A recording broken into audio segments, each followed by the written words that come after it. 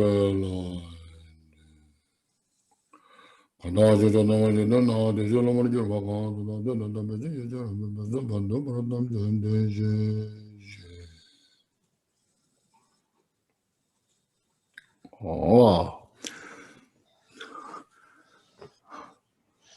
now we have also Demelia Tia from Florida, from Boston, Massachusetts.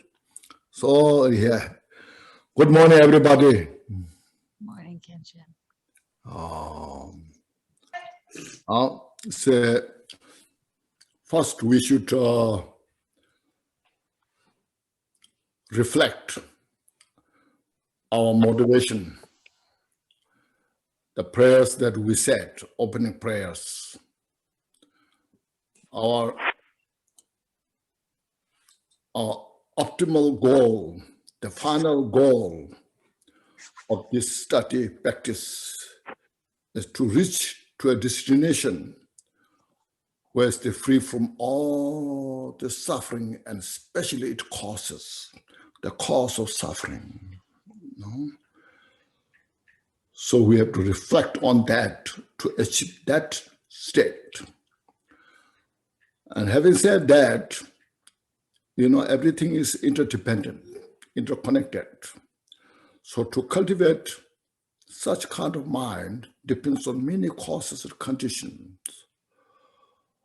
So two most important is, one is the Buddha who taught the teaching, the wisdom, all the teachings that Buddha taught. And second, to exercise this mind to achieve Buddhahood is the sentient beings. Sentient beings are indispensable to cultivate this mind and to practice this. Now, to practice this means we have to train our mind. To train our mind means for so long we have been in the wrong place due to confusion, not understanding, due to misinformation. And all the conditions around us also were involved with that. And then it is ingrained in our mind, all this confusion. So to sort out all those confusions is not so easy thing, but we can make it. So because of this, our study, practice, Dharma teaching is so important. As I mentioned repeatedly, Dharma study, practice is not just a religious training. It's not something, a cultural training. It is something that requires within our own mind that all the sentient beings in the world, in the samsara, we share the same thing. First, the ignorance. Everybody, in the samsara, I'm saying, and in the samsara, are dominated by the ignorance. Then because of that, then all the other mental afflictions, our attachment, our aversion, our anger, pride, jealousy, so forth, they are just surrounded as the retinue of the ignorance. This is now shared by everybody in the samsara. It's nothing to do with the culture or belief system, or it's something like you agree or not agree, you accept or not accept, but we all are dominated by these mental afflictions equally. See, so please reflect on this. That's why I like say, like in the Zoom, it's so wonderful. All the people from different places, different country, different belief system, different background, different cultures, different languages, but we can all come together and share the same message because our mental affliction is shared by all the sentient beings. So that's why the Buddha's wisdom that was taught us. So we need this, and I always recommend we all need to take responsibility on this. And this, intellectually, there may be different way of communication, different interpretations, but overall, through the experiential, through the actual, it doesn't make difference. Of course, there are some who are just beginner, need to introduce more. What about this? What about that? Those who are a little advanced, who have studied for some years, and we all are very familiar what is talking about, what the Dharma is about. So that's why Dharma is answer to the mind, the consciousness. So we just reflect on this. As a reality nature, the samsara is the product of the confused mind. Depending on the degree of the confusion, then we create the samsara outside the world. Sometimes we make very complicated due to the intellectual. We create so many things from the confused mind, and we have to deal with that. And there are some very simple, who are not so kind of involved, but they are confused anyway. So by all means, our Dharma study practice is not something, as I mentioned, culture or belief system or religious training, but our Dharma study practice is to make the mind more clear, more workable. Our mind is ingrained in such a wrong direction, and we habituated in such wrong direction, and it takes a long time to put into the right place. We kind of see, look at our mind. You can see now, because there's quite a bit of we have now here, Dharma practitioner for a long time. See our mind, how it does. We know the Dharma a little bit, and we want our mind in that good direction, but the mind is leaning to the wrong direction because it's so habituated. It's sometimes frustrating, and sometimes you feel it's impossible, Sometimes you feel I give up, but then you look at, as I mentioned before, if I give up this, do I have other alternative? That's very important to see that. There's no alternative. See, so we have to try.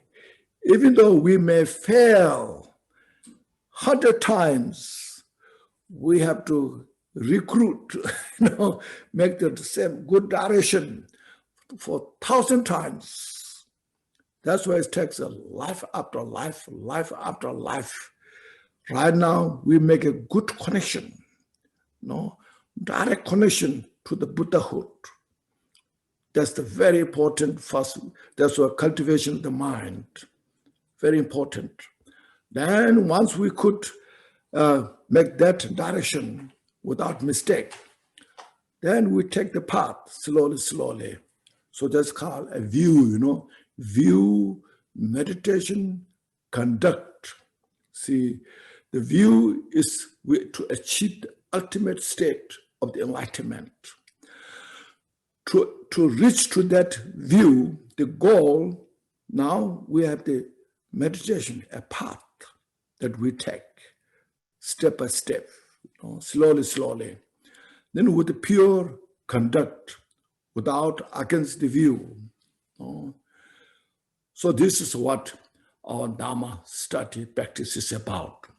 You know this, but I'm just refreshing, just to refresh your mind more.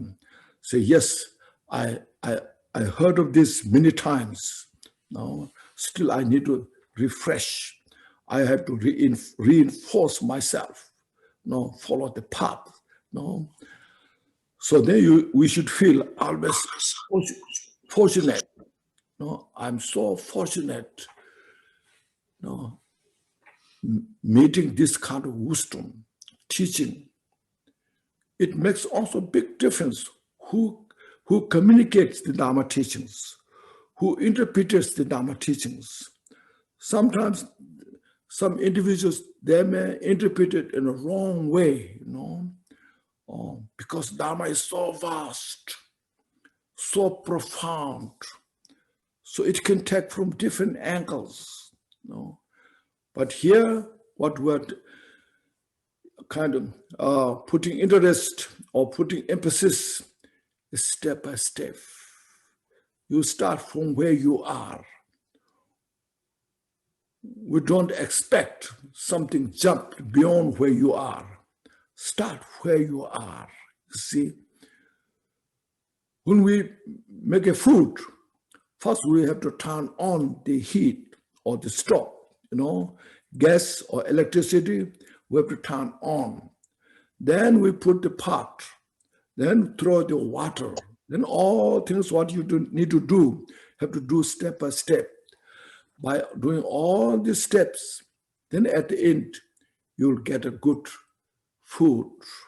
See, of course, we want all at one moment, but that doesn't work anyway. It walks away step by step. That's called gradual path. See, when the tree grows, first from the seed, then seedling, then few leaves, then slowly, slowly the trunk starts, and the branches, leaves, flowers, fruits, all the steps it takes. So likewise, our Dharma practice, look at this. It's very important. Always look at the mind. If you don't look at the mind, you'll find a lot of contradicts. There's a lot of contradiction. That's why it's mentioned relative state, absolute states. So what it means in the relative state, what it means in the absolute state. In relative state, there's also many different layers.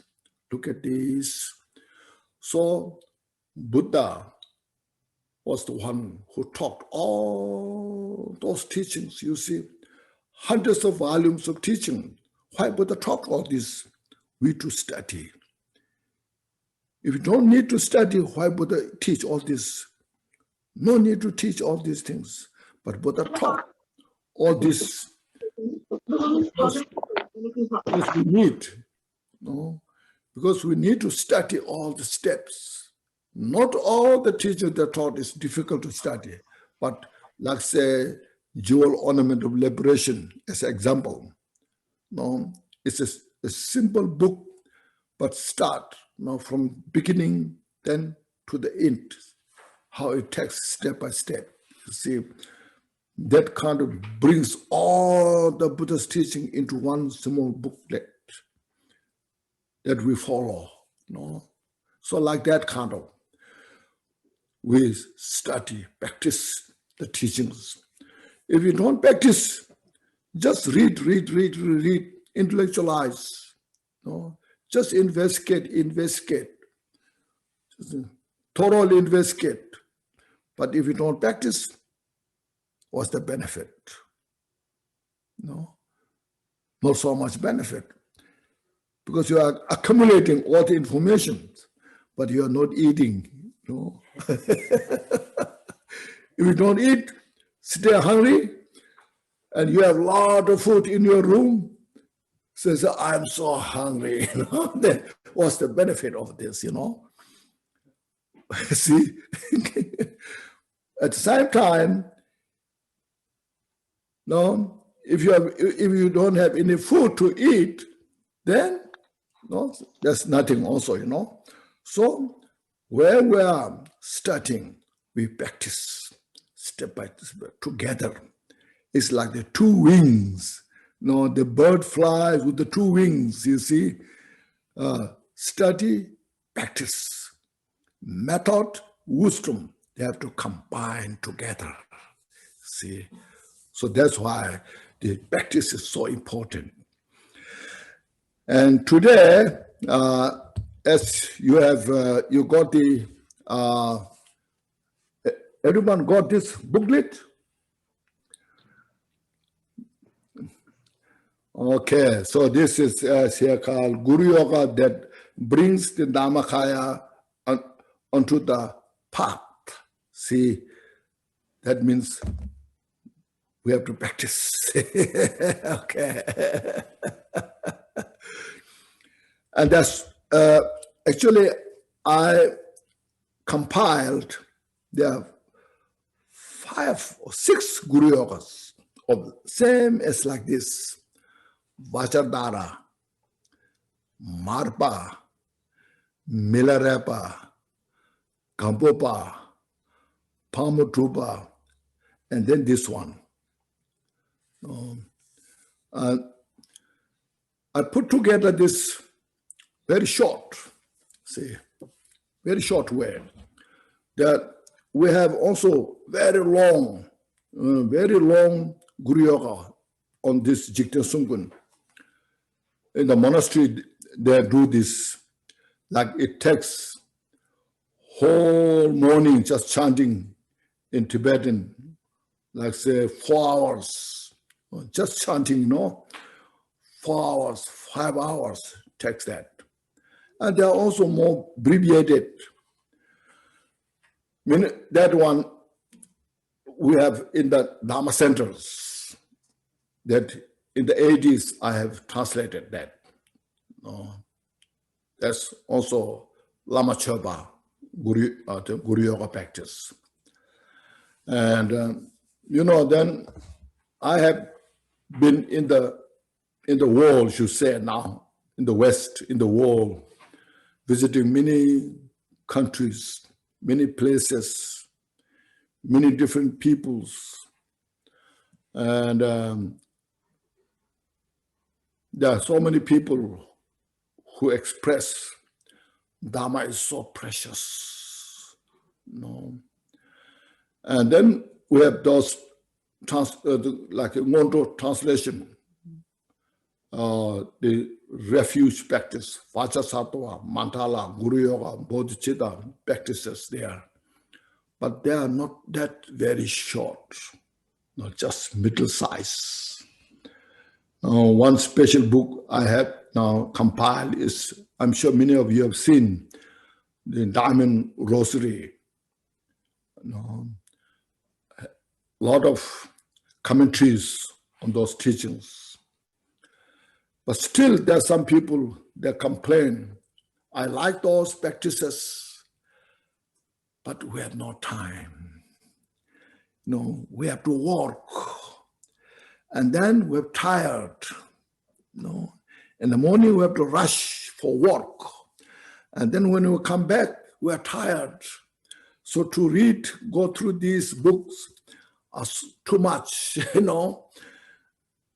I put emphasis, try. Then after I thought like this kind of a short one, I should make it. It's not I made it, but based on these great teachers, their writings, and made such a kind of concise, yet at the same time, keeping all the complete necessary instruments, instructions, but only its word is shortened, but the meaning is not shortened. Meaning is completely still intact. See, so this I taught so the individuals.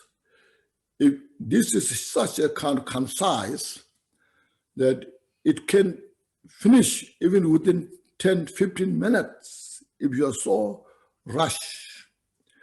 And particularly after you work, when you come back, if you practice this, then just because it's so short, you just take a few breaths, take the deep breath and just connect to this sit. Just make in your mind, just make easy. So I will finish this within 10 minutes, 15 minutes, 20 minutes. So it is so easy, I can do it. So if you could do this, if you have a nerve to reflect on this just for 15, 20 minutes, I said it will make a difference. Because you said the short refuge prayer, connected to the bodhicitta, and then bringing the blessings of the Buddha into you, and your mind is connected to this enlightened mind. And I said that will make much difference. It will ease your tension. It will ease your confusion.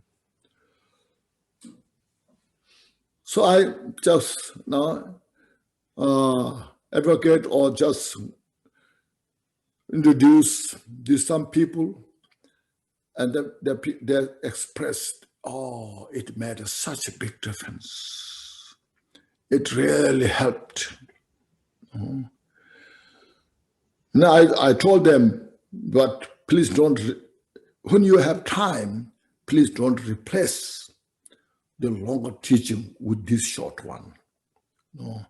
Please do your longer practice as much as you can. But in case you are really busy, difficult, then do this. It's better than none. So that was my message. See.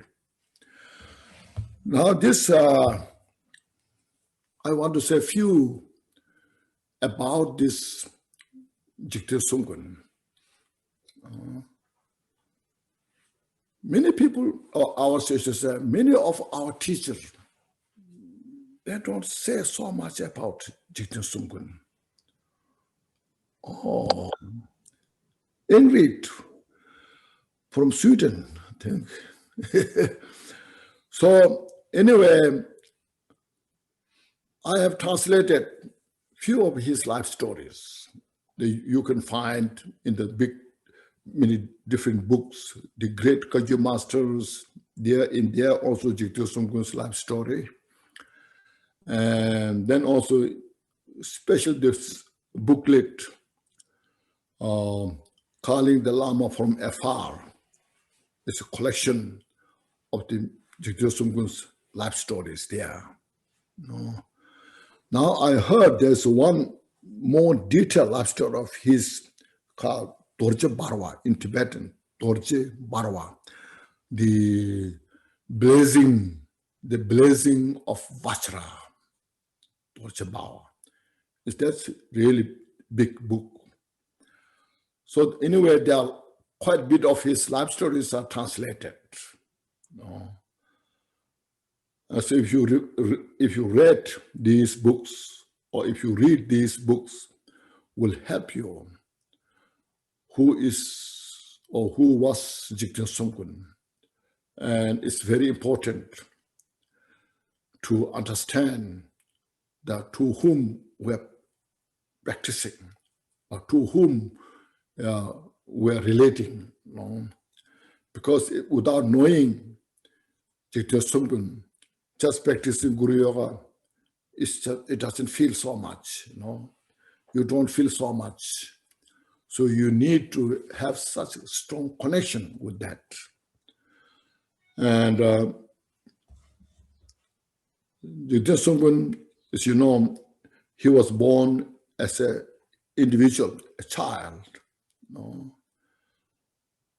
And then when he was growing, even young, 5, 6 years old, he is full of awareness. He aware about the life. And he was very curious. And he learned reading and writing so fast. Even when he was 6, he could read so fast. And then because of his full of awareness, then he came to meditate, coming to meditate what's happening about the lives, about the impermanence. And when he was, like say 9 years old, there's a lot of kind of friends he had that time, So he asked them, said, let's do some meditation. So he asked them, his friend, meditate together like these things. So that kind of person. His father was a great meditator. So he learned so much from his father as well, So step by step that he met different teachers, Rating Khenchen, from these teachers, he studied Buddhist philosophy, meditations. His mind is in the direction of the Dharma. Through this, he could see the samsara so precisely, clearly, what samsara is about. So, his conviction in the Dharma is so strong that he was now just looking or just finding what teacher at that time. So then, when he was 25, he heard of Pamutupa, the disciple of Kampupa, highly accomplished in the Buddhist philosophy study. And then he was great meditator, especially after meeting Kampupa. He got the full instruction of the Mahamudra practice. So with his great scholarship, and then that meditation instruction that he received, then Pamutupa became one of the Kampupa's lineage holder with the first Karmapa, So then Pamutupa, after Kampupa passed away, he went to a place called Pagdu. There he established his seat. And thousands of disciples gathered. So Lord Jigten Sungpen heard of Pamutupa, and then he was so moved and interested, because Lord Jigten Sungpen at that time, he was in the east, in Tibet. So he made journey day and night. At that time there was no buses, no trains, no aeroplanes, and you have to walk with food, carrying the food, your provision, clothes on the back. You can't complain. So I have a backpack. What should I do? No, I don't like this. I have a headache. So he made the journey all the way from Kham to central Tibet and met Pamutuba. And he attended 32 months receiving teachings. So Pamutuba became his main teacher, from whom he received all the lineage of the Buddha. From Nagarjuna, the profound view lineage. From Asanga, the vast action lineage. From Vajradhara, Telopa, Naropa, Marpa, all the Vajrayana teachings, Mahamudra, including 6 yogas Naropas, that all the complete teachings, then he received from Pamutuba. So Pamutuba became his main teacher. After he received those teachings, he didn't just put aside, say, now I got all those linear teaching. Now I established, well scholar. I'm a very scholar. I know all this theory, philosophy, what they believe, all the tenet systems. He didn't put this just there. Rather, now he focused on the practice, meditation. So after Pamutuba passed away, took the parinirvana, then Jigte Songkhu went to retreat for 7 years. For 7 years to internalize all the teachings that he received.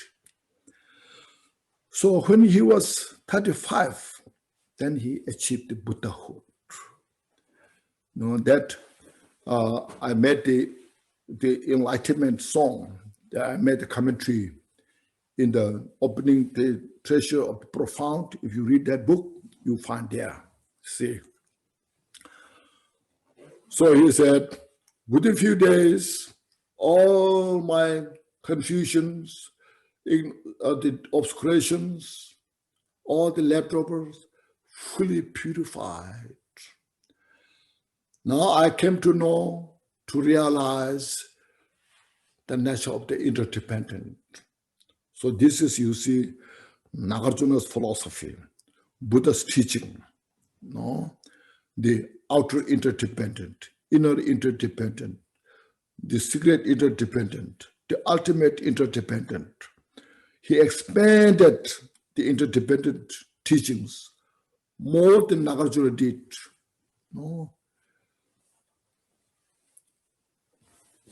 So then he said, I revealed the treasure of the secret mantra, all the Vajrayana teachings.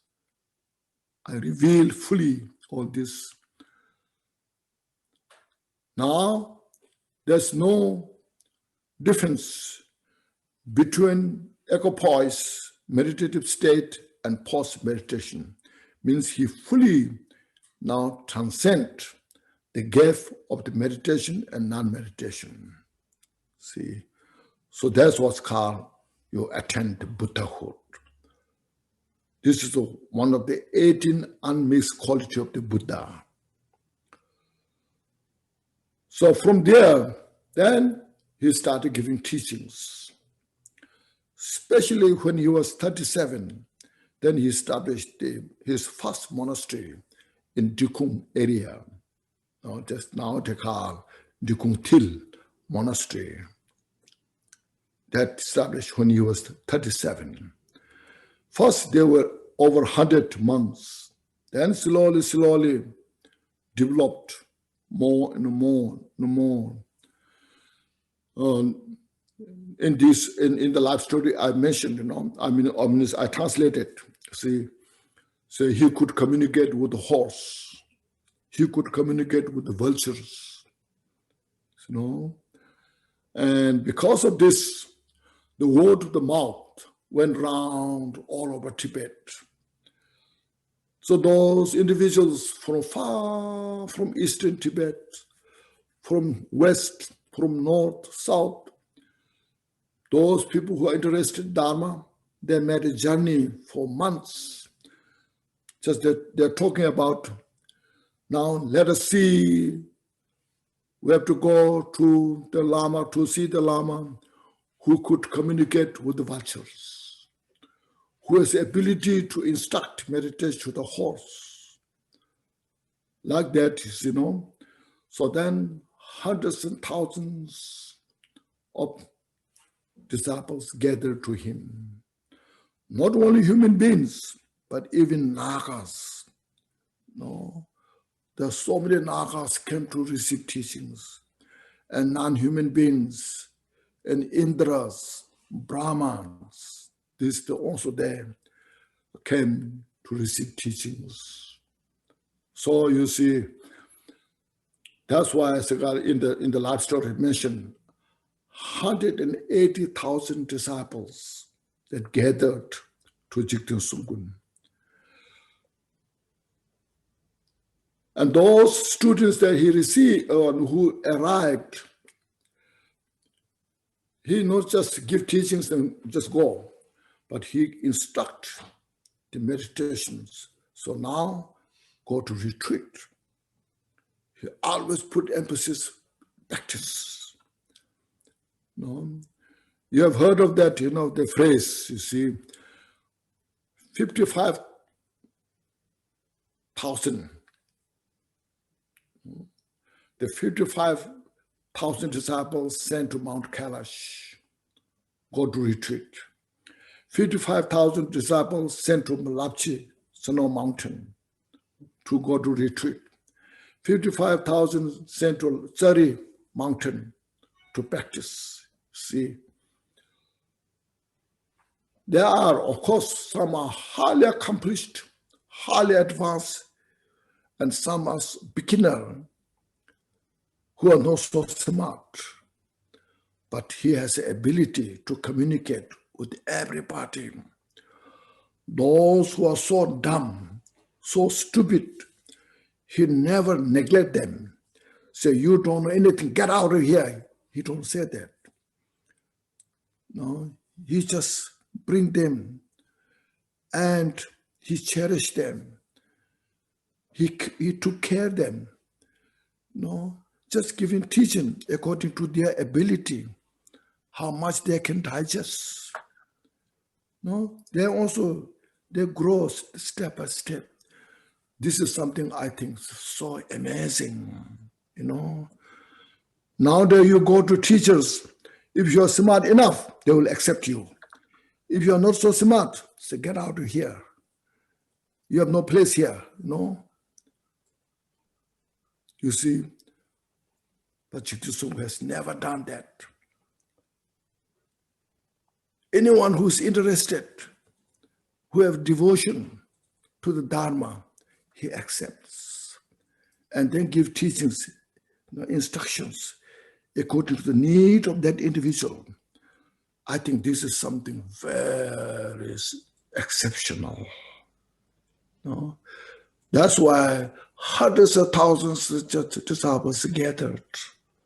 No? Then ask them go to retreat. Those who are not so smart, as I mentioned, so stupid, say you go to retreat for a week, 1 month, and come back. No? That's how, you see, we have to know how Jigten Sungkun was. And his, as I mentioned, he was actually achieved the Buddhahood. Even Manjushri came to receive teachings to Jigten Sungkun, you know. It's amazing, you see. One time, when Jigten Sungkun was behind his monastery, there's a beautiful place, a meadow, grass, flowers in the summer. He was by himself. He just walked there, and then he was in the samadhi, meditative. So from the east, Manjushri came directly to see him and said, no, to Jigten Sungkun, I was so distracted by my investigation because Manjushri was so smart, you know, very smart, as you know. So the smart person are sometimes they're distracted in their investigation. They always investigate, you see. They invest. So Manjushri said, I have little time to rest myself, distracted in the investigation. So please give me some instruction how to go beyond that, how to cross that border. So then Jigtosu gave the instruction to Manjushri and said Manjushri attained the Buddhahood. It's amazing, isn't it? You see? Yes, you see. That's how Jigtosu was. Still, no, I cannot express. What I'm saying here is very small things. I don't have ability to exaggerate. You see, I have no ability to express who Jigtosu was. No, I'm very limited, even limited to express who Jigtosu was itself. So like that. That's what touching of Jigtosu. It's very important we just have this kind of some awareness.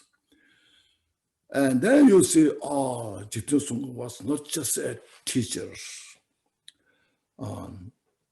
not just some scholars, but not just some meditator, but actual Buddha.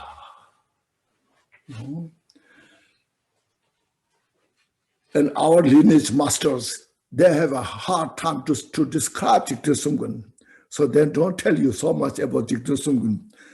Occasionally, few quotations, what Jigtosu said,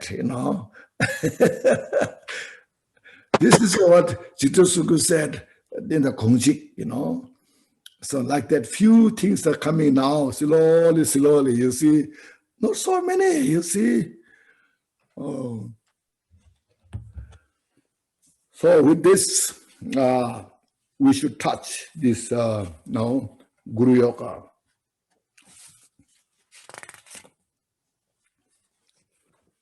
Now, you see, if you have this,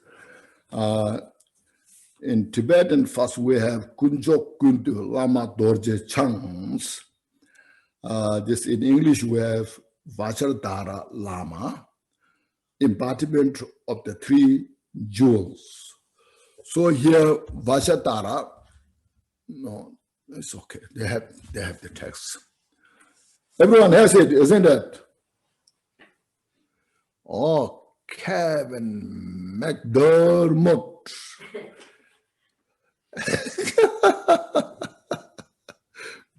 This Kevin, he's my friend long time ago.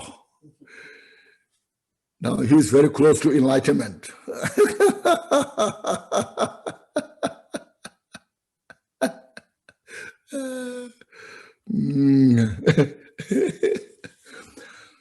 Now here Vajradhara is mentioned here, Vajradhara. So this, Vajradhara usually is a blue color, close hand, the Sabokakaya Buddha.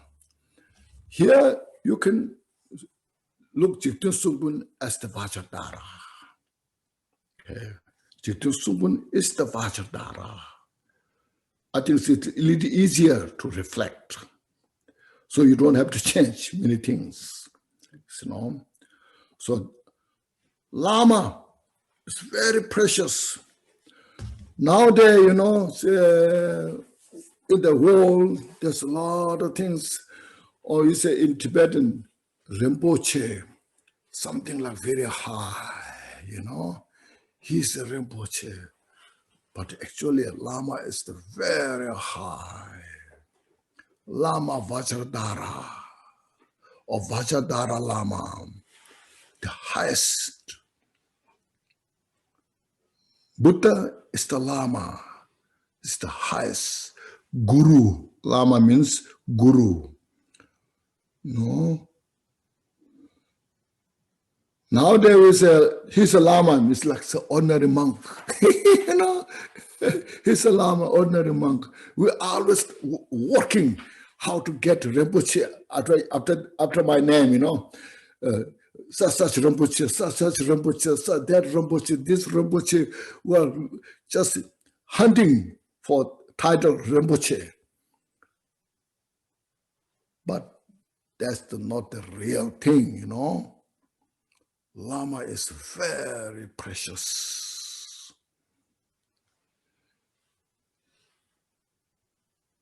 We says, Rinpoche is like in the past is respect. Lama Rinpoche, you see, a precious Lama. When Lord Jidusungun goes to see his Pamatuba, his teacher, he will say Lama Rinpoche. No? So that's what, first, how Lama is so precious. So don't, when we call someone Lama, don't think that he or she is Lord, but precious thing. No? And so when we see someone who is Rinpoche, don't think he's highly accomplished. He can be anything like me, you know.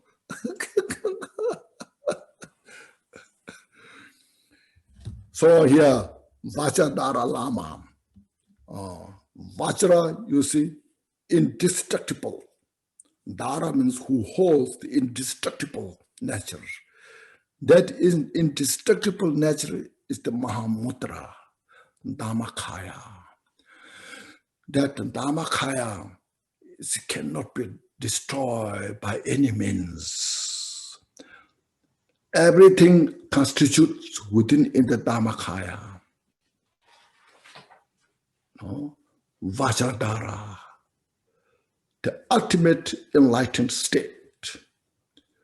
So the Lama who has that kind of ability, teacher, qualities, that Vajradhara. In other words, all our mental delusions are totally purified. All mental delusions, without exception, totally purified. And all the innate nature of the mind fully revealed directly. So that's the Vajradhara Lama. No? So to this, says the embodiment of three jewels. So that is which embodies the Buddha Dharma Sangha. Vajradhara is the Buddha, Buddha Dharmakaya. And Vajradhara embodies all the Dharma teachings, is the Dharma. And Vajradhara is the perfection of the Sangha. When the Sangha, we as a practitioner, when we go step by step to our enlightenment, once when we are fully purified, we become Vajradhara. And that when we become Vajradhara, then so we're the perfection of the Sangha. See? So that's the Vajradhara Lama, embodiment of the three jewels. I take refuge to you, you see. That's why we're taking refuge. We're taking refuge in the wisdom, not to the confusion. In the samsara, we take refuge in the confusion. We take refuge in our attachment, our aversion, our ignorance, so forth. So I take refuge in you and will until I attain enlightenment. Means until I become Buddha, I will take refuge. Once you become Buddha, we become the object of refuge.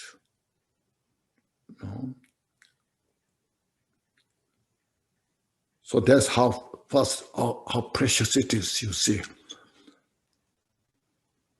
So the refuge is very precious, which opens the door towards the enlightenment. No, like they say, we're like in the zone of the confusion, surrounded by boundaries, walls, and we don't know how to cross that boundary. We go round there, and no place how to free from that. Once somebody open the door, so now I met a gate to this wall. Now everybody can go through this gate, and get out of this boundary. So everyone is so interested because it has been a long time within that boundary for a long time. So likewise, refuge is the gate to get out of the boundary of the confusion of samsara.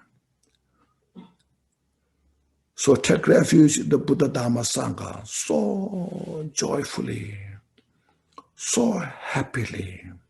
See, it's not I mentioned a few times, this is not we're converting into Buddhist. Okay, it's not conversion. Rather, this is how to open your mind, getting rid of all the delusions, the cause of samsara. If we kind of say from confusion to confusion, then you can say you're converted into this and into this, into that, we're converted. But there's nowhere to get out of this because of confusion. But here in the teaching, we're purifying our confusion, opening the door towards the enlightenment to help every sentient beings, not convert everybody into something else. Rather, everybody to making free from the suffering. See, makes sense? So it's very important. We all should have this kind of understanding and make effort from there with the diligent, with a sense of kind of the responsibility, feeling of joy. See, it's very important, this. So I take refuge in you and will until I attain enlightenment. So about the refuge, all these things I described in the Diamond Rosary, in that book, so much. So you can read there, So I don't have to go so kind of detail. That's how first you say taking refuge. Then next he said, sentient beings, victim of confused projection suffering. I generate the mindset for enlightenment in order to establish you all in the non-abiding state. This is cultivating bodhicitta. So in Tibetan we have Tunang, Duke, Narwen, Doanam, Mene Salam, Gochir, Semke, Dos. Tunangs, here's this very important Tunang. Tunang is the appearance of confusion. Okay. And then dukkha is a suffering. It's a Sanskrit, dukkha. Dukh, in the Sanskrit it's called dukh. Nowadays you say they call dukh. In all time, dukkha. Dukh, suffering. Otherwise, tortured by the suffering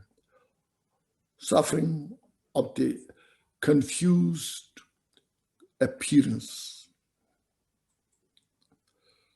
Now you see, look at in our life, in the samsara, everywhere.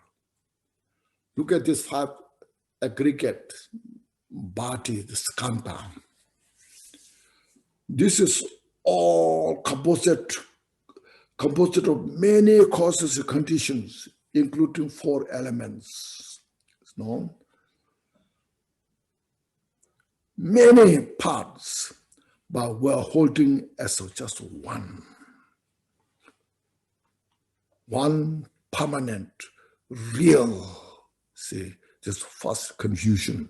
That's, And as you see, our all experience is basically suffering. We do have sometimes joy, happiness, peace, but we have to make so much effort to get that. We have to work so hard to achieve that. But then it turns around. It goes wrong. And we suffer. There's no way to get out of suffering within that cycle. You see in the samsara. As we have discussed before, we are born. We go to kindergarten, school, college, university, get a job, get a house. Then we're ready to retire.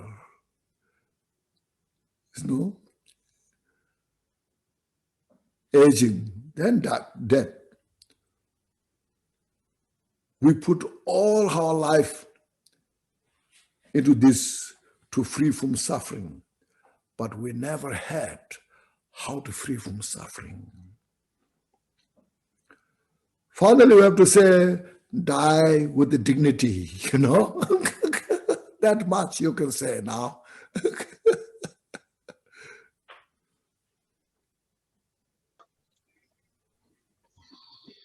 But you see, so that's what's called. We are within in this state of the suffering, but we don't realize that. So first we are seeing as a concrete one without looking at the impermanence, and then we're in the state of suffering, and then we're holding self, you see. There's no self itself. There's no self with the body, no self in the mind. As we perceive, I'm not saying there's no notion of self. I'm not saying there's no label of self. Of course, there's a label. So I go. Even Buddha used that label. Buddha said, when I walk, when I teach, there's a label, like a table. No table in front of you, there's a table. There's a label. But there's no something like self, which is, say, concrete. Something exists as it is, like as we believe. So, but we are just so ingrained within that self. We are one with the self. Then we have what we have. We then say we self-aggrandized, make ourselves so important, and then we suffer there. You see, the meaning is, you see, we suffer there. If somebody criticizes, I'm suffering so much because I'm holding self. I feel myself is something exists, permanent, unique. And then when somebody criticizes, so, why you are criticizing me? We work so hard, to challenge that. Just imagine so if somebody says you are so bad, you are so disgusting, and you just relax there, reflect. Since I have no self, so there's So he or she, who's the criticizing, Look at that, Then it becomes amusement. It's amusing, You see, instead of I'm so defensive, instead of being so defensive, you just, there's no self to criticize, It's like a criticizing piece of rock, Say, rock, you are rock, you are so bad. The rock has no any feeling, Then you can see the person who is criticizing you, you will see how stupid that person is. How ignorant that person is. Because I don't have the self to hold on, So that's what's called, we are tortured by the appearance of the confusion. See? Make sense? All samsaric beings, you see, anywhere you go to China, India, Europe, in the United States, everywhere in Asia, anywhere you go, everybody is suffering from this. That's why we are all in the same boat of the samsara. Make sense? See, look at this. That way you can see how Buddha has that great wisdom. See, Buddha's wisdom is so amazing. And Lord Jigten Sungkun directly realized that, totally. And he taught from that point of view all the teachings. See? Not say this tenet system is believe this, and that tenet system is believe this, We have to transcend all this tenet system. All the tenet system is a path you take step by step. Like you're going to school, step by step, you see. We're not enlightened yet, but we take the path step by step towards the enlightenment.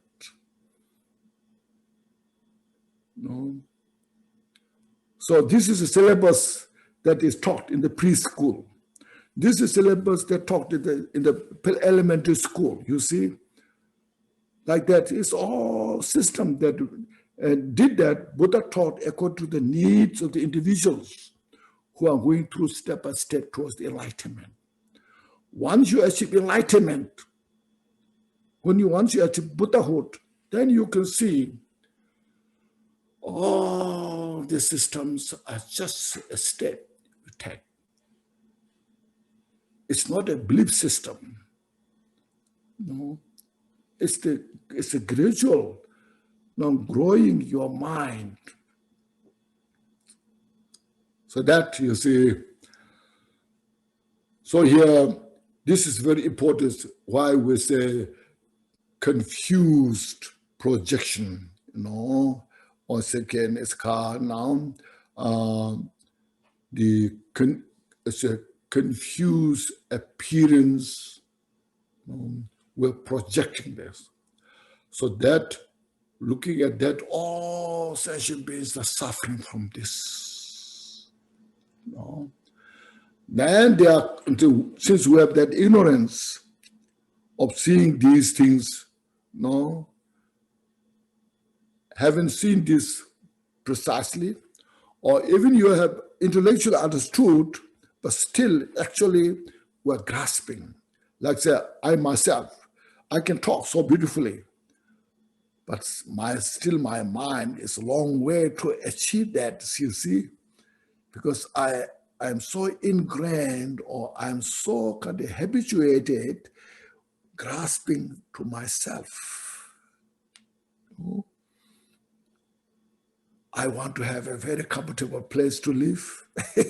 I want to have a very good place good food to eat, isn't it? And have some nice clothes to wear, Luckily, I don't drive. If I drive, I will try a very better car. You see? So these things you see, I'm so kind of, still I'm obsessed what I need in the samsara. I'm failed to realize, about this reality nature. So that's why Buddha is speaking to us, to all the sentient beings. So we cultivate compassion to all this. Since we are in the same boat, everybody. So that's why Buddha taught us how to develop loving kindness to all the sentient beings and develop compassion to all the sentient beings and generate bodhicitta to attain Buddhahood for all the sentient beings.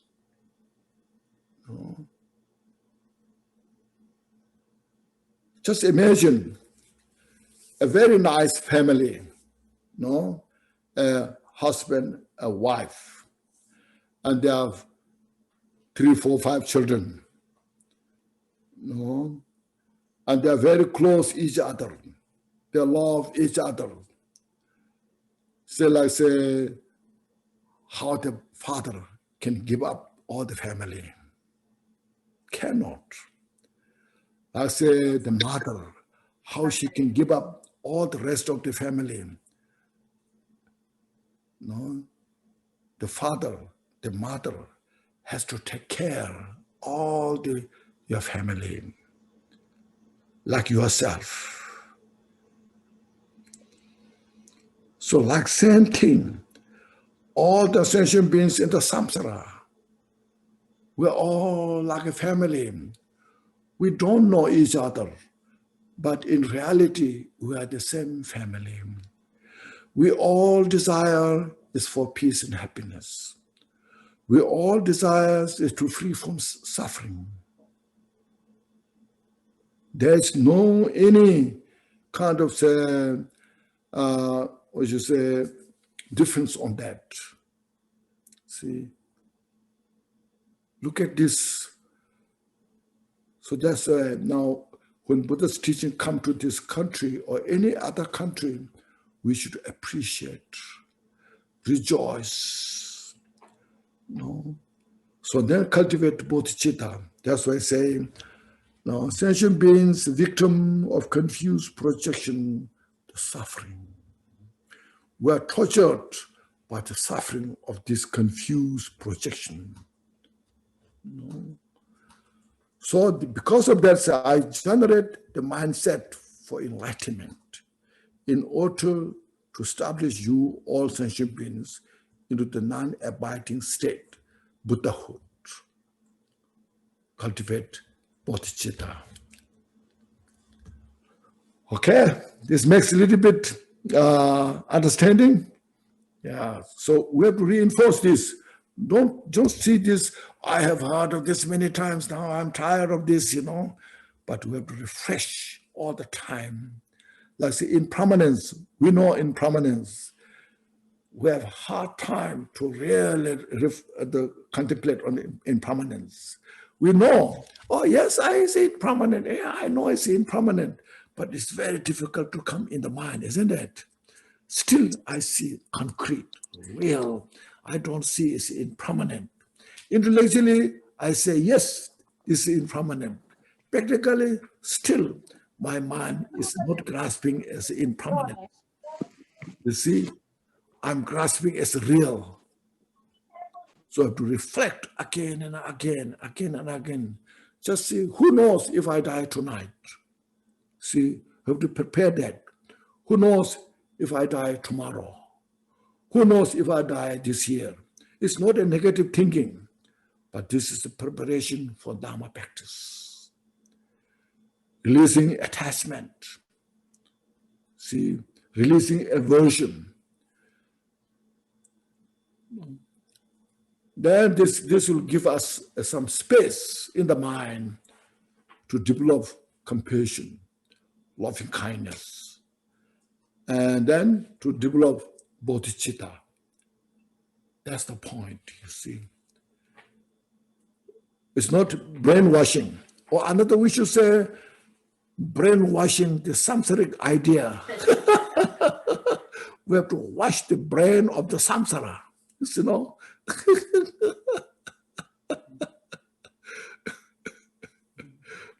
Because our brain is so stubborn, you see.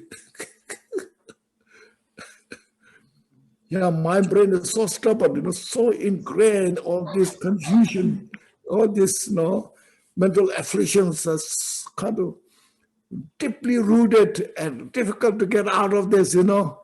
So I have to work hard again and again, you know.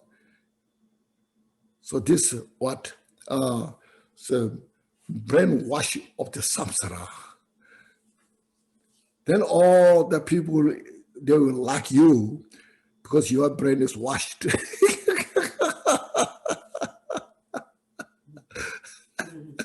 And then you see, the people see you have a wisdom, you see. All our confusion was washed, you know. That's called samsaric brainwash. Now you see, samsaric brainwash is to wash all the confusion, okay? So today we are getting some new understanding.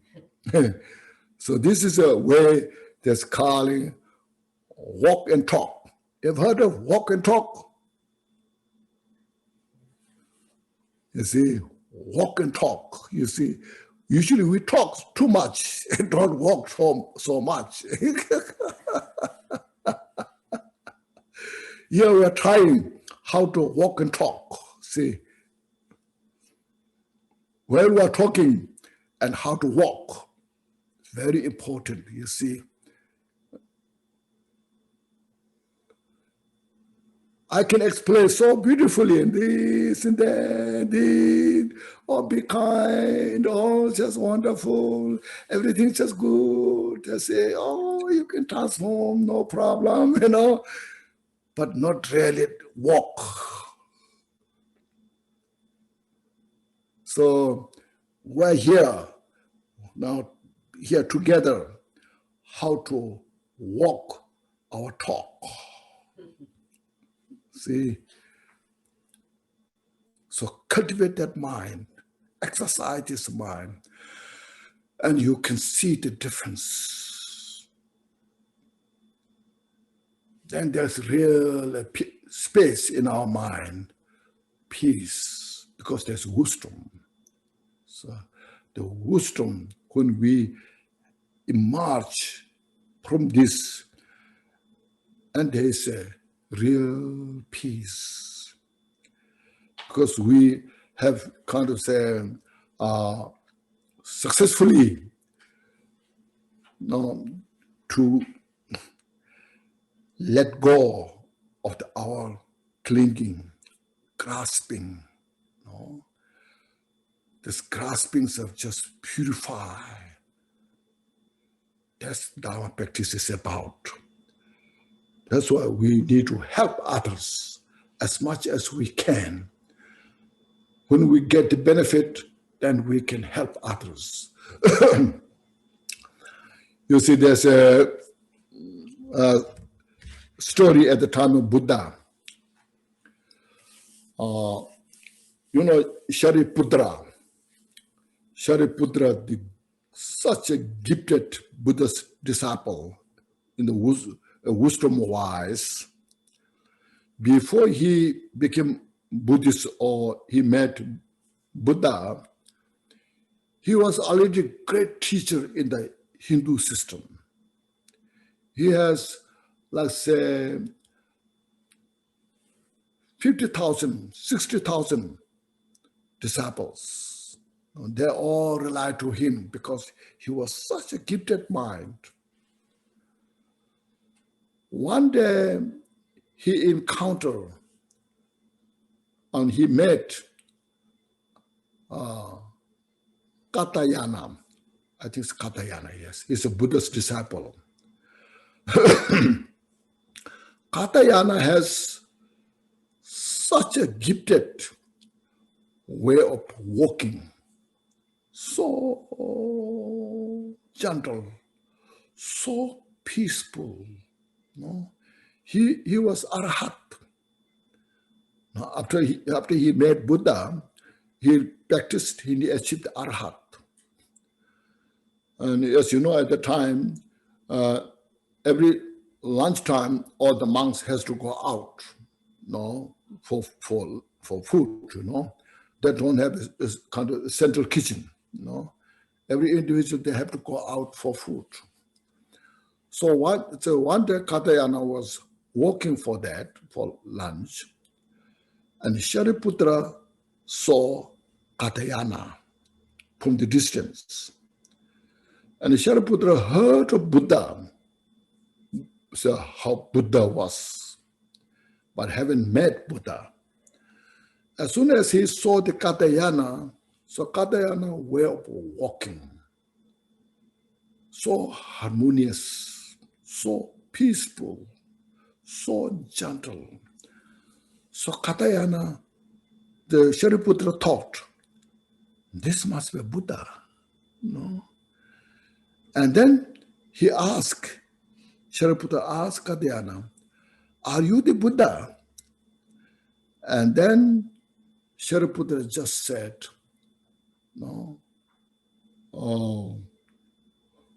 Ye dharma hitu prabhava hitun tekan tata gata haya vatata.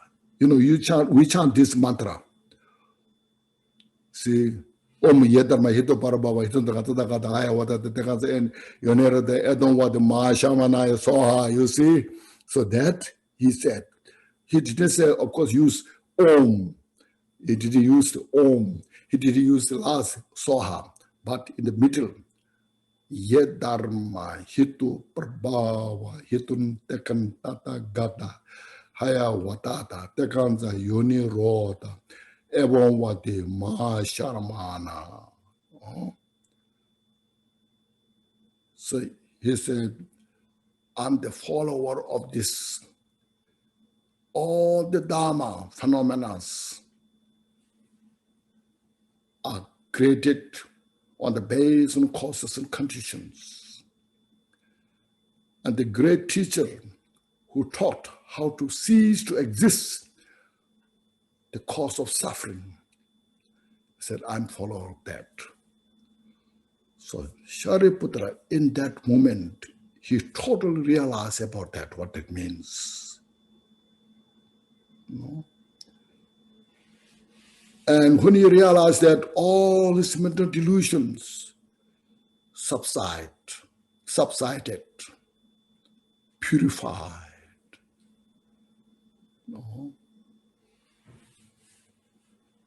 and she said, this is it,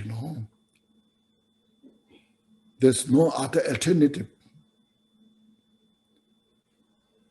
And then he went to his own place, Shariputra, and his best friend is Mongoliana, And Mongoliana noticed Shariputra is shining, because his mind, enlightened mind, so that shines out. And then Mongoliana said, what kind of ambrosia you got?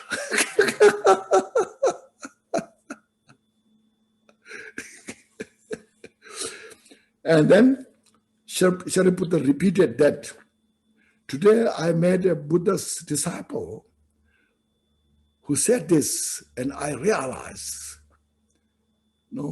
Yet Dharma Hitu Prabhava, so forth, And that moment, Mongoliana also, he got that message as well. So then, within a few days, they discussed to meet Buddha, actually, So they met Buddha. So then they achieved Arhat by meeting Buddha. And then they told all their disciples, now we met Buddha. They told very directly, now you all, like say 120,000 disciples together, we met Buddha, we received these teachings. Now it is up to you all, whatever you want to do, Now we are decided to follow Buddha. And all those disciples said, when you follow Buddha, why not we? Because we are here because of you. So then the message went round. So this is how to help others, you see. It's not converting, but giving wisdom. See, benefiting others. Because we need this wisdom everywhere to bring peace. Sometimes we just, as I mentioned a few times, sometimes we just say, let us chant Om Mani Padme Hum 100 billion for world peace. Of course, I'm sure there's some effect on that. But how much you can make a peace, the world, by chanting 100 million mantra? Sometimes the group themselves, they're fighting,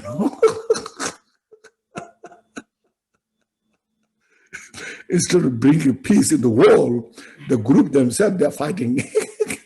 They're arguing, You did this wrong. You made this mistake. You did, no, not me, it's you, So you see, so the real peace is how to make this. So that's why now the group, when you can help with other people how to do these things. Expand others with this way. It's not, as mentioned, it's not idea of converting, but idea of the helping out of compassion, out of wisdom. But if they're not interested, don't push too much. You're not good. Then it becomes cause of suffering. It's cause of confusion. Okay, so this is the some first introduction, including this taking refuge, cultivating bodhicitta. So these are such a very important at the beginning.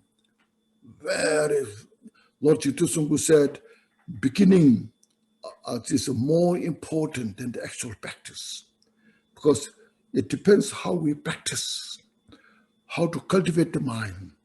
If we make a wrong cultivation, I practice this for my life, I practice this for my health, I practice this for my own benefit, this, I don't know others, then it becomes so narrow, so small.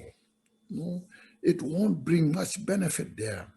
See, because mind is such, is universal. Whole universe is the mind. So when we touch the whole universe with our motivation, then it becomes that way. So cultivate the mind as vast as the space. There's a Kun Rinpoche is writing the book, Bodhicitta, as vast as the space, as deep as the sea. See, our mind should be as like the vast as the space, infinite. Space is infinite, and ocean so deep. So that kind of mind we cultivate, and then exercise that. So we take refuge in that way, and we practice bodhicitta in that way. And then that will seal all the rest of the practice. And they see everything, as you say, manifestation. Just as manifestation, reflection, and it's reality, This all our internet, now like this zooming, is you see, it's all somebody created. See? It's all just, there's no end of this, you see, one after another.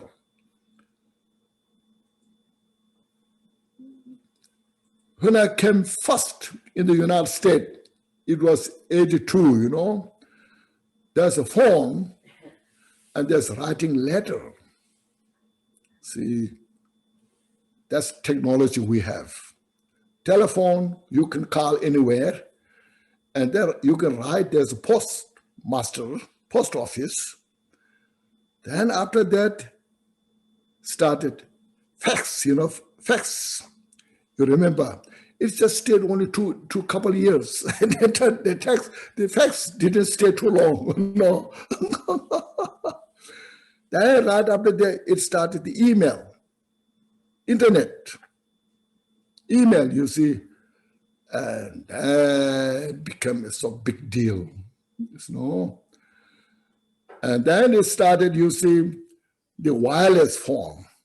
Before it's just wired phone, wireless phone. When some rich people who has the wireless phone, it's a big thing, you know. If somebody is using the wireless phone outside of their house, people are looking at that person, oh, he or she must be so rich, you know, has a wireless phone, you know. Now everybody has wireless phone. Everybody has this, you know, Twitter and email, and all these things. Now zooming, you know. No, you see. So who knows what, you know? So it's because the mind. This all created by the mind. The machine is created by the mind. So we have to create the bodhicitta now. It's very important, more than ever before now. All our Dhamma practitioners, especially Vajrayana practitioners, has such a great responsibility. You know? We have to have that kind of. So when we practice this way, it transcends all the sectarianism. You know, the sectarians are just it's just a so narrow mind. They make the sectarian. You know,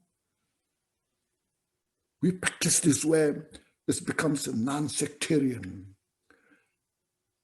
Because this modern time, there's no space for sectarian. In all time, yes, there's some maybe sectarian, you know. Nowadays, if you are sectarian, people dislike that.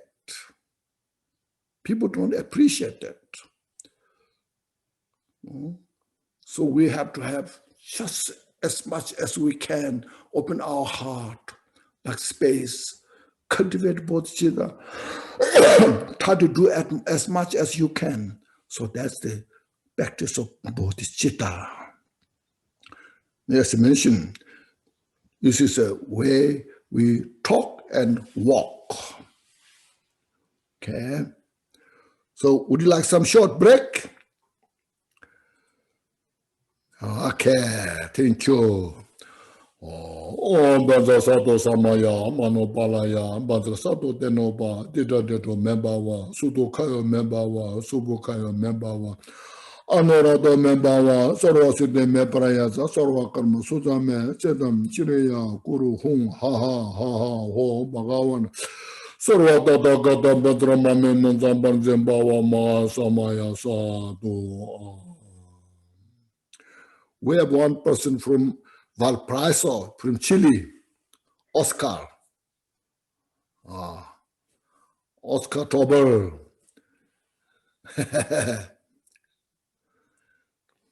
I can make a short break, about 10 minutes.